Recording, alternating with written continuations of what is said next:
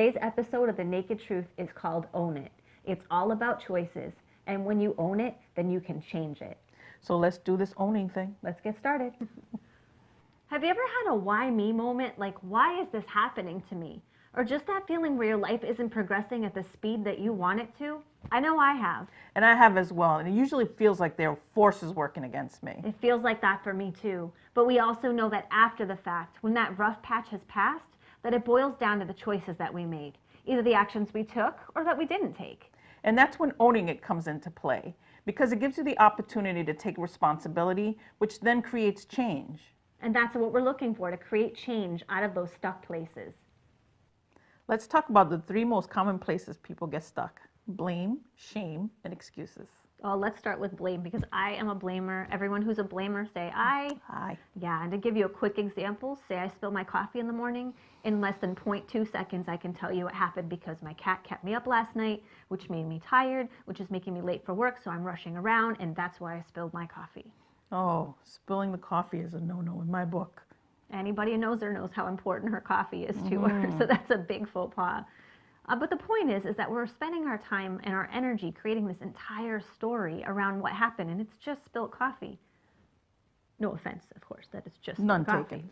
But it's just spilled coffee, and you're making this entire story instead of resolving the issue and finding a way to move on in a happy, productive way for the rest of your day. And the second one is shame. Now, shame is that self-defeating place, you know, the reel that plays in your head of, I'm not good enough, or I always screw everything up, I always fail. I like to call that the Eeyore syndrome.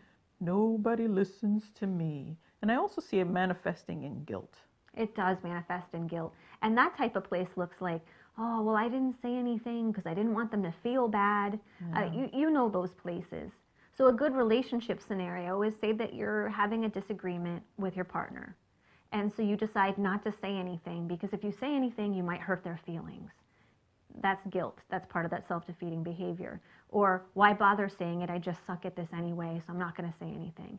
And honestly, you don't want to get yourself trapped in there, because like we've said in other episodes, that you should have conversations with your partner.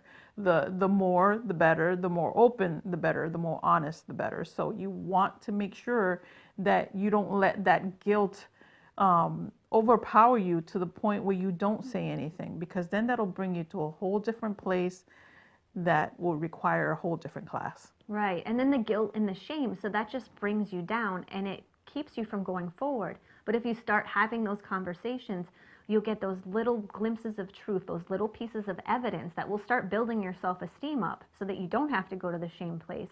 Those little evidences that, wow, I actually said something and we resolved something. We were able to move forward together as partners, and it'll feel really good. It will.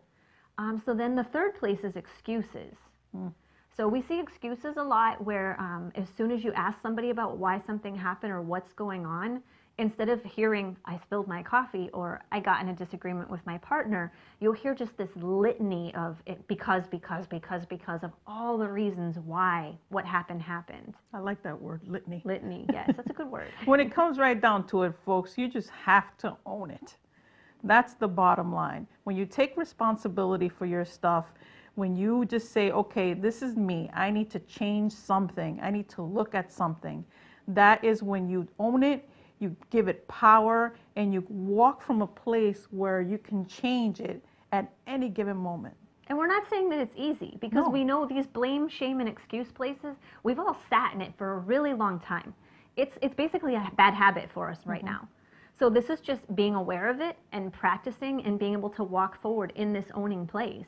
So if you hear yourself doing that, if you start paying attention to what's coming out of your mouth or the thoughts that are running through your head, you can catch yourself and be like, oh, I'm going to own this right now. And then that brings us to another place that we commonly see people get tripped up, and that's red flags. Oh. I know for a fact that I've ignored red flags, and it has tailspin my life in such a way that you're like, okay, that's on me. It will come back to bite you.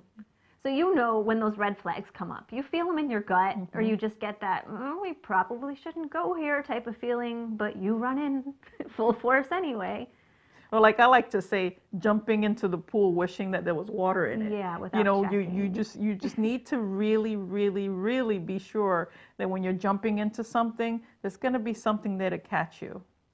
Most of the time, I would say, because Most, okay. sometimes in love, I don't want you to be like, well, I want to make sure that he loves me and that I know that he's this, and that before I go there. Because love requires kind of a stepping into the mystery, kind of just feeling into it type of thing that you can't actually put concrete logic behind. I've heard that comment, stepping into the mystery, and I can totally relate to that. And at the same time, I call bullshit.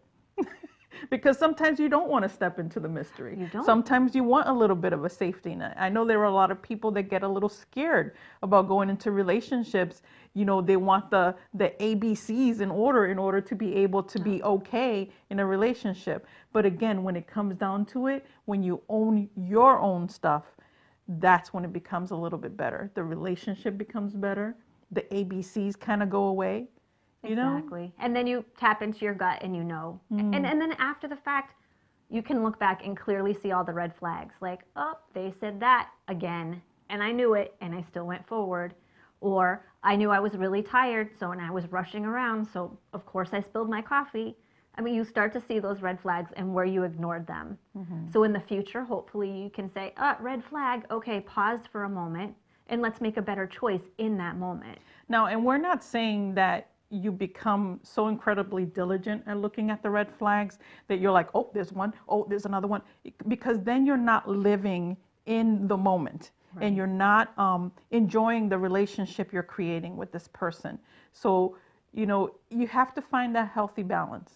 So again, it goes back to you know, knowing yourself, knowing what you need, knowing what you want, and not looking for so many different things as to why it can go wrong. Exactly. And knowing the pulls in your body, or, you know, what pops into your mind as these things are going, so you can just start making good, responsible, awesome decisions for yourself over and over again to build the life that you're looking for. Absolutely. And that, my friends, is what owning it is all about. Completely. So own it so you can change it and you can have the life that you're looking for. Isn't that great? Yeah, we know you can do it. Have a great day.